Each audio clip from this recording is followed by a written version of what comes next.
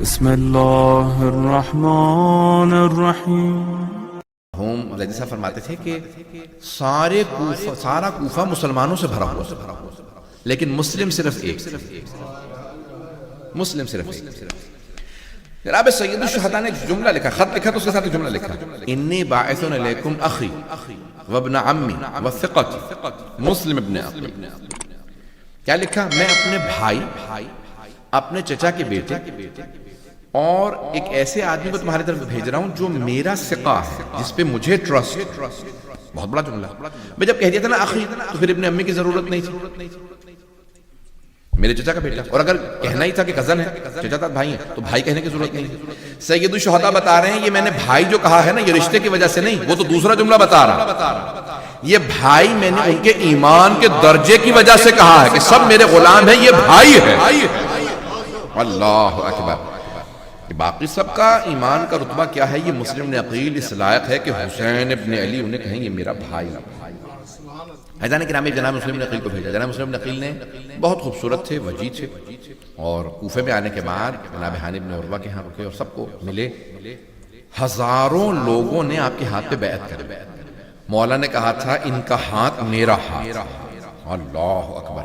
یہ لوگ بیعت کیوں کر رہے ہیں؟ ہمارے ہاں یہ بیعت امام کی ہے، لیکن امام نے اگر اجازت دی ہو تو کوئی ان کی نیابت میں بیعت لے سکتا ہے، اگر کہیں خود کہیں۔ اللہ ہمارے مراجع بھی کہتے ہیں کہ ہمیں اجازت نہیں، ہم بیعت نہیں لے سکتے، ہمارے یہاں بیعت نہیں، تقلید ہے، بیعت نہیں ہے۔ لیکن وہاں جناب مسلم ابن عقیل کی بیعت ہو رہی ہے، اس کا مطلب ہے کہ وہ عام آدمی نہیں ہے، کسی سے ان کا مقابلہ نہیں ہے کہ سید الشہداء کہیں ان کا ہاتھ میرا ہاتھ۔ پتہ نہیں میں پہنچا پا رہا ہوں اس بات کو کہ نہیں پہنچا پا رہا ہوں۔ عزیزان گرامی جناب سید الشہداء نے جن کو اتنا رتبہ دیا، اب وہ پہنچ گئے۔ ہزاروں لوگوں سے بیعت لینے کے بعد انہوں نے خط لکھا کہ مولا کوفے کے لوگوں نے مجھ سے بیعت کر لی ہے اور یہ سب آپ کے منتظر ہیں، چلے آئیے۔ سید الشہداء نے خط پڑھا، حج کے لیے نکلے۔ جناب مسلم نے عقیل نے ایک مرتبہ جب سب سے بیعت لے لی، خط لکھ چکے ہیں، تو ایک مرتبہ آئے مغرب عشاء کی نماز پڑھانے کے لیے مسجد کوفہ کے اندر، اور لوگ کہتے ہیں 16,000 نمازی آپ کے ساتھ تھے۔ پوری مسجد بھری ہوئی تھی، بیٹھنے کی جگہ نہیں تھی، لوگ اندر نہیں آ سکتے تھے۔ 16,000 افراد نمازی، لیکن نہ جانے کیسی کیفیت ہے کہ نماز جناب مسلم نے عقیل نے شروع کی تو 16,000 افراد، لیکن جب سلام دیا تو دیکھا کوئی بھی نہیں، کوئی بھی نہیں۔ اچھا اسی رش کے اندر دونوں بچے بھی آپ سے جدا ہو گئے۔ اگر اب مصائب برداشت کر پائیں، پردیس میں خدا کسی کو اکیلا نہ کر دے، تنہا نہ ہو جائے کوئی، تو اب جناب مسلم نے عقیل باہر نکلے۔ اب جہاں رکے ہوئے تھے وہاں پہ بھی نہیں جاتے، اس کا مطلب ہے سب میرے خلاف ہو گئے۔ غیرت یہ تقاضا نہیں کرتی میں اس سے جا کے پناہ مانگوں، مجھے اس پہ رکھو، وہاں رکھ لو۔ تو اب کوفے کی گلیوں میں پھرنے لگے، ایک دروازے پہ آئے، آ کے بیٹھ گئے۔ وہاں سے ایک بوڑھی خاتون نام طوعہ تھا، سوال کیا، کہا کہ کیا بات ہے آپ اپنے گھر کیوں نہیں جاتے؟ دیکھتے نہیں کتنا پورا شب دور ہے، کہا گھر وہ جاتا ہے جس کا گھر ہے۔ کہا کیوں آپ کا گھر نہیں ہے؟ کہا میں مدینے کا رہنے والا ہوں۔ وہ مومنہ تھی، فوراً سوال کیا، کہا مدینے کے رہنے والے؟ کس کے بیٹے ہیں؟ کہا انا مسلم ابن عقیل، میں مسلم ہوں، عقیل کا بیٹا۔ کہا کون سے عقیل؟ کہا عقیل ابن ابی طالب۔ کہا علی ابن ابی طالب کے بھائی؟ کہا ہاں علی ابن ابی طالب کے بڑے بھائی، عقیل کا بیٹا ہوں۔ تو اس نے کہا میں مومنہ ہوں، میں آپ کے چچا پہ ایمان رکھتی ہوں، میں ان کی ماننے والی ہوں، آپ آئیے میں آپ کو پناہ دے دیتی ہوں، یہاں پہ آپ آرام کر لیجیے۔ کہا نہیں، میں تمہارے لیے مصیبت کا سبب نہیں بننا چاہتا، کیونکہ جو مجھے پناہ دے گا اس کے لیے مصیبت بن جائے گی۔ کہا نہیں، آپ یہاں پہ آئیے، آپ پناہ لے سکتے ہیں۔ کہا کچھ کھانا دے دوں آپ کو؟ کہا کچھ نہیں، صرف مجھے پانی دے دو، میں وضو کر کے تہجد کی نماز پڑھوں گا۔ مغرب عشاء پڑھ کے آئے تھے، وضو کیا، تنہائی میں گئے اور بیٹھ گئے وہیں کے صحن کے اندر، ایک جو حجرہ تھا باہر، وہیں پہ بیٹھے۔ تہجد پڑھنے کے بعد سر رکھا اور کچھ دیر کے لیے آنکھ بند کی، تو دیکھا کہ جناب امیر آئے ہیں، کہتے ہیں مسلم میں لینے کے لیے آئے ہیں۔ جناب امیر مومنین کو دیکھا کہ میں لینے کے لیے آیا ہوں، سمجھ گیا کہ میری آخری رات ہے، بس بھئی جناب مسلم نے زیادہ وقت نہیں ہے، 5 سے 7 منٹ زحمت دوں گا۔ تو ایک مرتبہ جناب مسلم سمجھ گئے، فوراً اٹھے، دوبارہ نماز پڑھنے لگے۔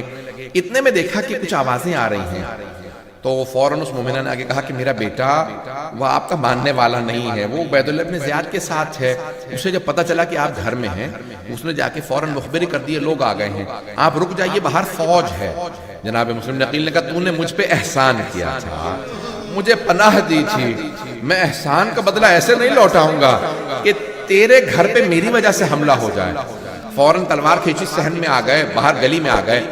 جیسے گلی میں آئے 300 یا 400 کا ایک لشکر تھا، بٹالین تھا، سب سے مقابلہ کرنے لگے. بہت طاقتور جری تھے، مقابلہ کرنے لگے. جو قریب آتا اسے گریبان میں ہاتھ ڈال کے چھت پہ پھینک دیتے. ہر ایک کو قتل کرتے رہے.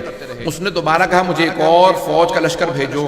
جب تیسری مرتبہ اس نے فوج منگوائی، کہا ایک آدمی کو گرفتار کرنے کے لیے تم نے تیسری چوتھی دفعہ فوج منگوائی ہے، کیا سمجھتے ہو کہ کیا معاملہ؟ کہا یہ کوئی کوفے کا بقال نہیں ہے، یہ علی کا پالا ہوا ہے، یہ حیدر کرار کا پلا ہوا ہے. اسے جعفر طیار اور حیدر کرار نے جنگ کرنا سکھائی ہے، اسے کوئی شکست نہیں دے سکتا.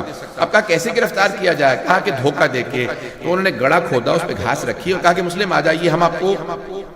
جیسے ہی وہ حملہ کرنے کے لیے آگے بڑھے تو ایک مرتبہ اسی گڑھے کے اندر گر گئے. جب گر گئے تو چاروں طرف سے انہوں نے کہا کہ مسلم ہم آپ کو امان دیتے ہیں، آپ اپنی تلوار دے دیجیے. جناب مسلم نے کہا قسم کھا کے کہو کہ تم امان دیتے ہو. تو انہوں نے کہا ہم لا الہ الا اللہ کہہ کے کہتے ہیں کہ ہم قسم کھاتے ہیں، ہم آپ کو پناہ دے رہے ہیں. جناب مسلم نے جیسی تلوار پھینکی وہ چاروں طرف سے گلے میں زنجیریں ڈالنے لگے.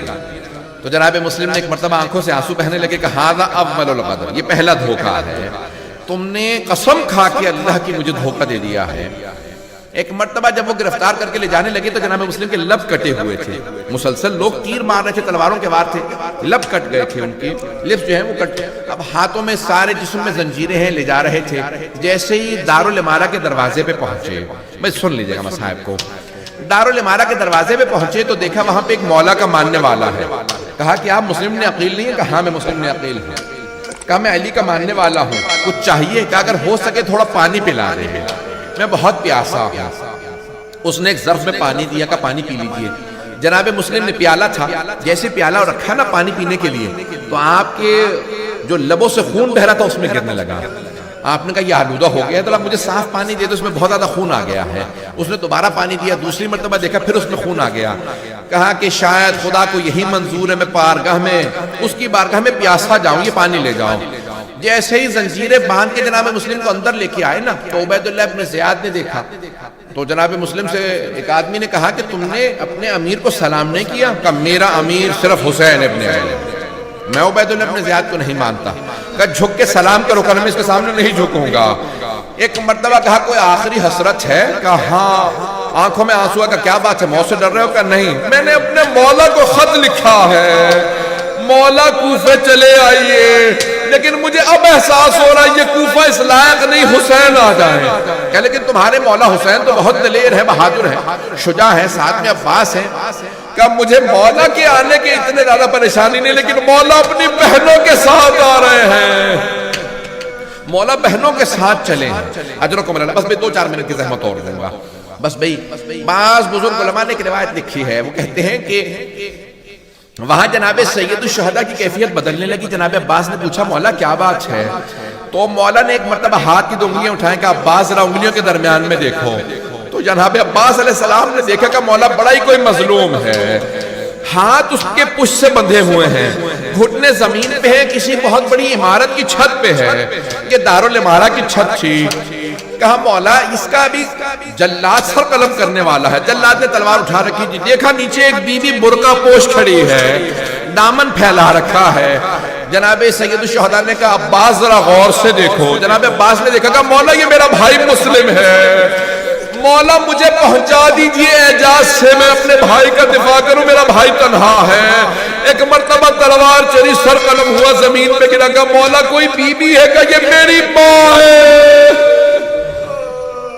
اجرکم اللہ. اجرکم، میں نے تمام کر دیا. ایک مرتبہ جناب مسلم کے جسد کو کوفے کے سارے بازاروں میں پھیلایا گیا. میں تمام کر دیتا لیکن یہاں جناب مسلم کی شہادت مکمل نہیں ہوتی. میں ہاتھ جوڑ کے کہوں گا ذرا 2 منٹ کے لیے میرے ساتھ چلیے. کہاں چلیں گے؟ راستے میں ابھی مکے سے جناب سید الشہداء کوفے کے لیے، کربلا کے لیے چلے ہیں. جانتے ہیں کون ہے؟ ساری بیویاں ساتھ ہیں. مولا نے ایک مرتبہ کہا عباس ذرا یہیں پہ خیمے نصب کر دو، آج رات میں یہیں رہوں گا. مولا عباس نے خیمے نصب کر دیے. ایک مرتبہ کہا ذرا میری بہنوں کو بلا دو.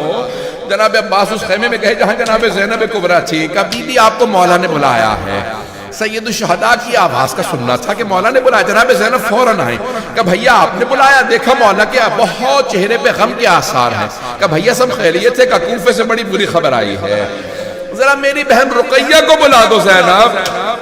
میں رقیہ سے بات کرنا چاہتا ہوں.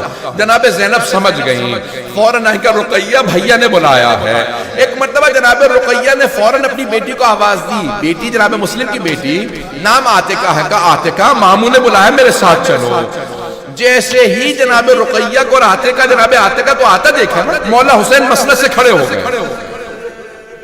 مسند سے کھڑے ہوئے بہن کا استقبال کیا, فوراً جناب عاتقہ کے سر پہ ہاتھ رکھا. جیسے ہی ہاتھ رکھا نا, ہاشمی بچی تھی, بہت سمجھدار تھی, فوراً سمجھ گئی. کہا مامو جان میرے بابا خیریت سے ہیں, کہا میرے بابا خیریت سے ہیں. جناب سید الشہداء نے کہا بیٹی اپنے آپ کو یتیم نہ سمجھنا, ابھی مامو زندہ ہے, میں تمہیں یتیمی کا احساس نہیں ہونے دوں گا. جناب عاتقہ کی آنکھوں میں آنسو آ گئے, رونے لگی, سمجھ گئی میرے بابا شہید ہو گئے. جناب سید الشہداء نے کیا کیا, ارے شب عید ہے, فوراً جناب زینب سے کہا زینب ذرا میری صندوق چلا دو, میں اپنے ہاتھوں سے عاتقہ کو بالیاں پہناؤں گا. جناب زینب صندوقچی لے کے آئیں, مولا نے 2 بالیاں نکالی, جناب عاتقہ کے کانوں میں ہاتھوں سے بالیاں پہنائیں. راوی کہتا ہے یہاں قریب میں ایک چھوٹی سی بچی کھڑی دیکھ رہی تھی کہ اگر کوئی بچی یتیم ہو جائے اس کے کانوں میں نئی بالیاں پہنائی جاتی ہیں, اس کے سر پہ شفقت کا ہاتھ رکھا جاتا ہے. بچی یہ سمجھ رہی تھی کہ ہمیشہ ہر یتیم کے ساتھ ایسا ہی ہوتا ہے. جب شام غریبہ آئی, اس بچی نے دیکھا میں بھی یتیم ہو گئی, میرے سر پہ کوئی شفقت کا ہاتھ رکھے گا, میرے کانوں میں کوئی نئی بالیاں پہنائے گا. بچی انتظار میں تھی, اتنے میں شمر آ گیا. شمر نے ایسا بالوں میں ہاتھ ڈالا, بی بی کا بالوں کو چھڑانا مشکل ہو گیا. جب اس نے کانوں سے بالیاں چھینی, بچی نے رو